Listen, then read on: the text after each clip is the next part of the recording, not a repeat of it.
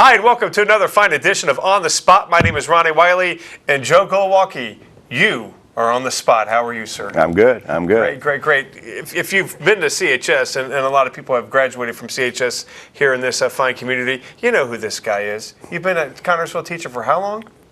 47 years. Right, and you just told me you were 42. Well, you know. Well, my mom's 44, and yeah, I'm 44, right. Yeah, we don't change. We don't know how that no, works. actually, I had kids ask me last week, or week before last, before fall break, how old are you? And I said, how old do you think I am? I said, you're not going to hurt my feelings.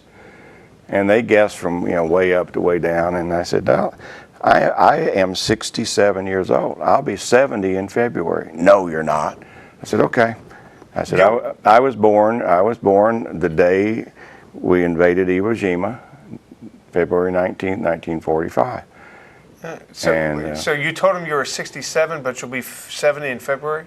69. Oh, Did I okay. say 67? Well, I just thought, I thought you had that creative math one. I've never been good at math. Matter of fact, when my wife and I got married, the first thing she did was take the checkbook away from me and said, you don't do it right, I'll do it. And I said, that's fine. That's probably the best. Yeah, I don't worry about it. So teaching, you've been in Connersville 47 I came here in 1968. I actually started college at Western Kentucky University. I went into pre-med.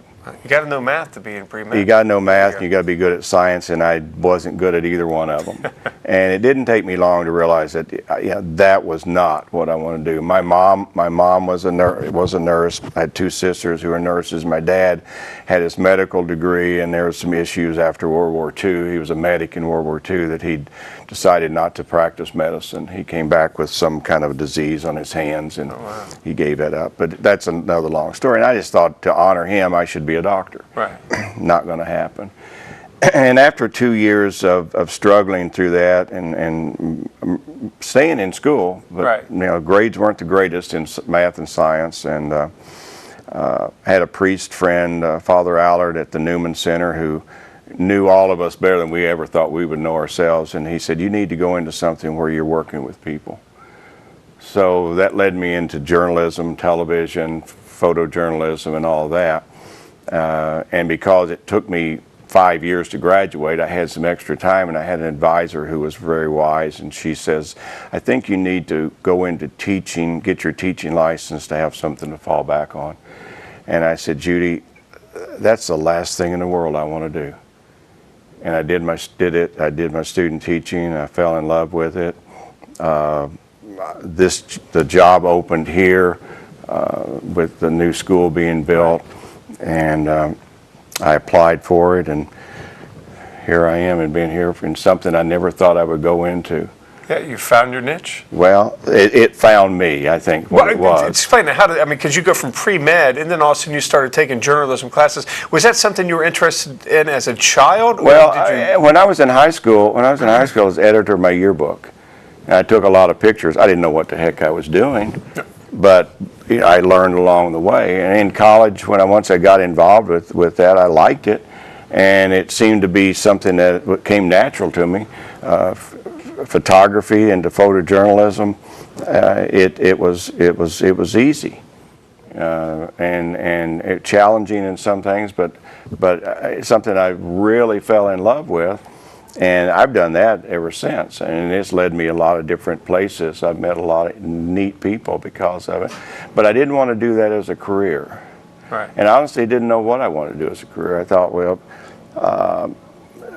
what path is God or whoever is going to lead me, and at one point I was convinced in the late '60s that Vietnam was going to be my next step, like so many other guys, and that didn't happen for some reason, and I'm here.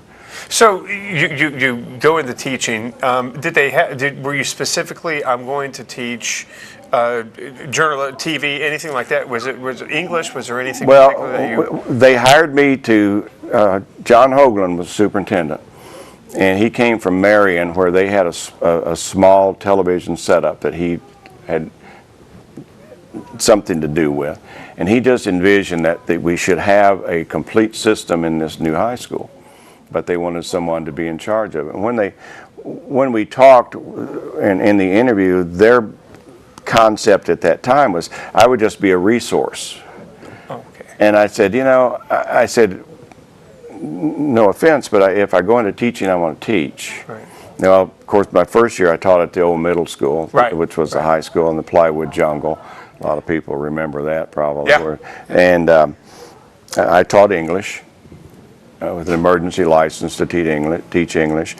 And then we moved out to the high school, and I had a few television courses to get started, and we started doing PA in that. And then in '70 we started doing CHS Today, and then cable came, and we started doing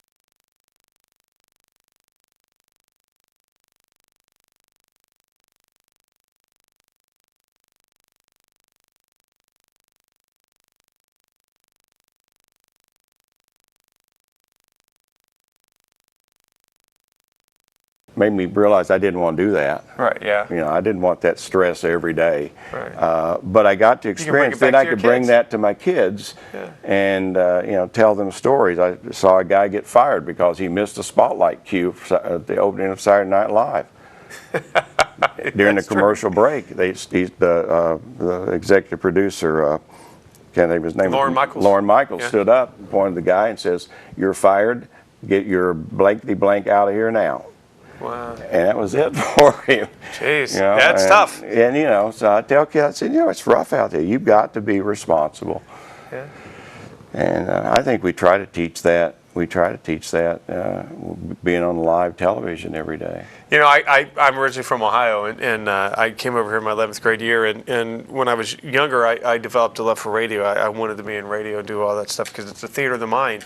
And over there, seniors did the radio program before the show. They did kind of like what CHS Today is, except did it in the morning announcements. And I came over here and I found out a TV thing. I thought, I want to get in there. I didn't know you had to have good grades. I didn't have any idea. Because my English, I didn't care. I didn't care about grades. I'm here to socialize. That's what high school is about. I loved it so much I had to take my senior year twice. But that's a different story. But anyway, so I wanted to get in, and I said, you got to have good grades. Well, that kind of blew it for me. I wanted to, who cares? I want to look good. But you do. You have, a lot of the kids think it's a free ride, but they have to have good grades. They have to work hard. Yeah. Yeah, you know, we've relaxed that a little bit. It's not Fight quite now? as stringent now. Can I go back? You can go back and get in there. Yeah, I go back and do it. But you know, and we've made a mistake or two in not letting a kid in. It happens. You know, we've got one that we're trying to make a point with. I was trying to make a point with because the kids had to apply. Right. I would check with the teachers how and every one of them said no. He's not performing for me. He doesn't deserve to be in there. So I told him, I said, here's what the teachers are saying. I said, I'm challenging you. If you can show me that you can satisfy these people and make good grades second semester, I'll let you in. Well, he just got angry and basically told me off. And you know, I went on. Well, now he's in charge of WGN. Oh yeah, Sean Compton. Yeah, and Sean's still angry at me for not letting him in there, and I feel bad about it. But and when he contacted me and told me, I said, Sean, if you remember the whole story, and you know this is what happened, and instead of taking the challenge, you got mad. And they did the same thing to me. They were like, good grades. Yeah. They should want me just look how I look. I got a face for television, right? Yeah. Don't laugh. John's back here laughing. But it's true. You know what I'm talking. But I didn't take it. To high school, I wasn't serious at all. It was just. But I look back now and I think, gosh, I wish I would have. And now you relax it now. Yeah, Can I do a guest spot? You can come back and do a guest spot. Yeah, we'll do a guest spot. Yeah, we will. So you've worked with a lot of your kids have gone up. We had Betsy Ross on our last show. Betsy was here. She talked about the great memories. Betsy did her student teaching under me, and that's where she says that's where she got her interest. Yeah. And thanks to Betsy, we have a beautiful set from Channel 19 in Cincinnati. Yeah. I mean, it is absolutely gorgeous. Yeah, you know, I tell you, I've seen it. I watched the show. I'll flip it on and see the kids come on. I usually watch the late show because I'm working when you guys are going. And I'm just amazed at you can just tell that they're having fun. Yeah. And I think that's what it's all about. It takes me back to my youth when I was in high school. I want them to have fun, but I want them to realize that they have a job to do, and it's to communicate to the community what's going on. Now, we don't do, I'm never satisfied. No, none of us are in this I'm never satisfied. I've gotten to where I am a lot more complimentary when kids do well than I used to be, so I've mellowed a little bit. But they know I expect a lot. You know, I expect a lot of myself, and I expect a lot of them, because you know, thanks to John, we banter back and forth that we make a big mistake, which I think it was last year a kid had a slip of the tongue. And something got out that shouldn't have, and we played that to the hilt. You know, John called immediately. You know, anyway, I play. You know, the FCC, they're going to be on us. You know, scared the kid to death, and they never. You know, they realized. Are we under FCC with this? Well, sort of, yeah. Okay, well, hang on. Sorry, John. But you know, I take the great pleasure naturally to seeing kids take this and go and do something professionally. But that's not my main goal. My main goal is to get kids to be responsible, to get self-confidence.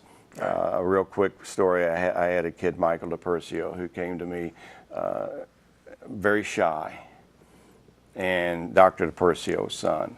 And he wouldn't even look at me when he asked if he could be in the class. And I knew Michael, I knew how bright he is. Right. And I let him in. But just to watch him over the year and a half grow to be the monster that he became, and then go off to college and study this. He's now working on his PhD in mathematics to be he wants to be a college math professor, and this is where he got the self-confidence to be in front of people and do that, and that's what it's all about. Oh, it is. And one of the things that I for me, doing this, and also the love of it, is the ability to also reach out and touch people. You said you had a kid talk to you about that you shaped his destiny. Who was it that shaped your destiny? Who was it that, you talked about how, but who was it that shaped you? I go back to some teachers I had in high school. I model how I teach from the way they taught and the way some of my college profs taught. I try not to be like the ones I didn't like, that I didn't think were very good, and try to evolve out of all of that. My parents probably were the biggest influence.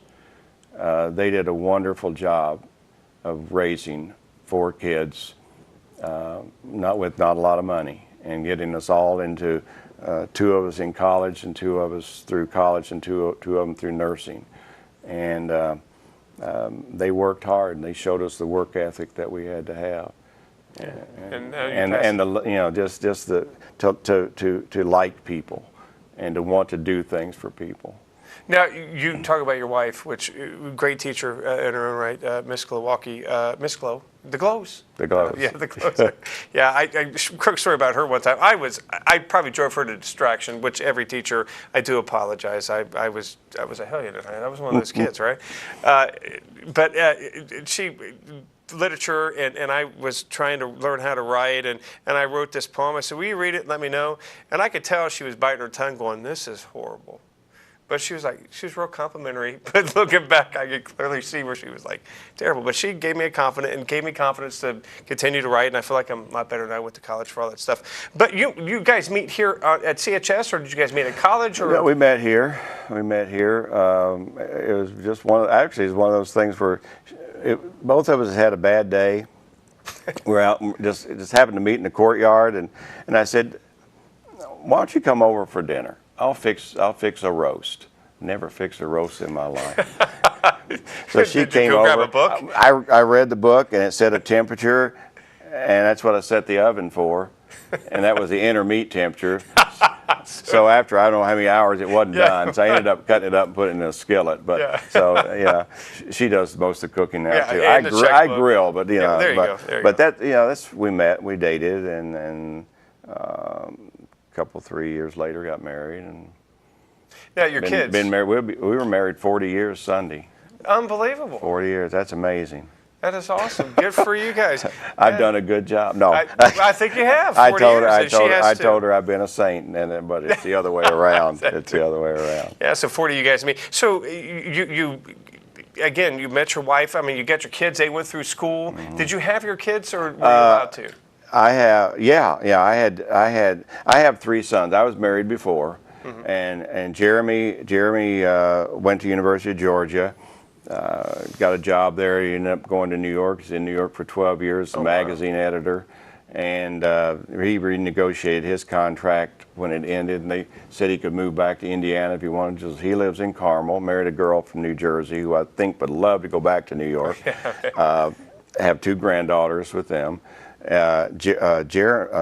Chris worked at Western Kentucky University, is where he graduated from for 15 years, and then there was a big story there. That job ended, and his wife worked at Russell Athletics. He met her. He was sports information. They were both in sports information. Oh, wow. Okay. She was from Denver, and they met because of the programs were mingled, and so she worked at Russell Athletics, and that job ended. They had a big layoff. So they decided she got a job in Indianapolis. So they both came up here. So Chris now works with autistic children. Oh wow, good And for loves him. it. Yeah. Just loves it. Yeah. Todd went to Western for a year and a half. Found out he could play golf at IUPUI, which is what he wanted to do. So he transferred to IUPUI, played golf for 2 years, he was golf pro for 3-4 years, and decided he didn't like doing that because he doesn't get to play golf and he's never home. And so he got the job. He works with autistic children also. Oh wow! Working on his masters. Good for him. So yeah, and they're all in Indianapolis, so we can go up Oleo Road and pick up one, pick up another, pick up another, and it's wonderful. Do the Glow tour. Yeah. Yeah, there you go. Yeah. So again, obviously, your parents passed on the work ethic to you. You passed it on to your children. Talked about a lot of the past of CHS, of where you guys started. You mentioned your retirement. It could be coming next year. It could be coming up 50. I suggest you go for 50. At least get that round number. No pressure, though. No pressure. Yeah. But where do you see the future? Where do you want to leave your program? Where do you want to leave? Well, I want to leave it with somebody. There's a former student who is kind of in the wings, and she would like to have this job. Oh, great. And I think if that happens, I would be. I just don't want to leave it and let it die. Right. I mean, we've built something that I think does a service to the community and does a great service to kids, and I want that to continue. Whether my name's on it, I don't care. Right. You know, Just want to keep going. You yeah, don't want the just Glow keep Center? going. No, I don't know. I think it's got a great sound, the Glow Center. So, again, going back to the 1970s, looking at some of the photos, the reel-to-reels, I mean, technology has changed so much. God, yeah. How have you been able to stay with I tell you, it's tough. I depend on John a lot. Yeah. And we have a great working relationship. Oh, right. And the community's fortunate to have him, to be honest. Right. And it's tough. The hardest part is trying to stay up with it financially. Yeah, that's what I was going to say. I mean, with the schools cutting so much stuff. Yeah, we try to make things last as long as they can. And thank goodness for the Fayette County Foundation. The studio cameras we used, they paid half of it. They gave us a grant for half of it. And I may have to be asking again to try to replace them sometime. We kept them going, and they're still working pretty well. So. We're still using a combination of digital and some tape, but we're more digital and DVD stuff now. Now, when that technology came out, did you have to learn it yourself? I mean, did you have to I knew enough from college with all the reel-to-reel stuff and all the tape stuff and the camera stuff. I knew enough about that to be dangerous, and just I have to continue to be a student. Yeah. To learn this stuff, and then to give it to the kids to learn. Keeps you young. Well, it does. It does. Honestly, you're right. It does. To talk about, being 69 years old, I don't feel my knees feel 69. No. But I don't. Mentally, I don't feel that old. Nothing, because being around kids all the time, you got to be a little chipper. Yeah, got to keep up with them. Yeah. Got to keep up with them. Yeah. I tell you what, we can go on and on and on. It seems like this half hour just flew by, but you're just a walking history book of all you've done, not just for CHS, not for your students, but for this community as well. Hopefully, we can have you on very soon. Yeah, we'll do it again. Joe Glowacki, God bless you. Thank you. Thank you very much for joining us for another fine edition of On the Spot. We'll see you next month.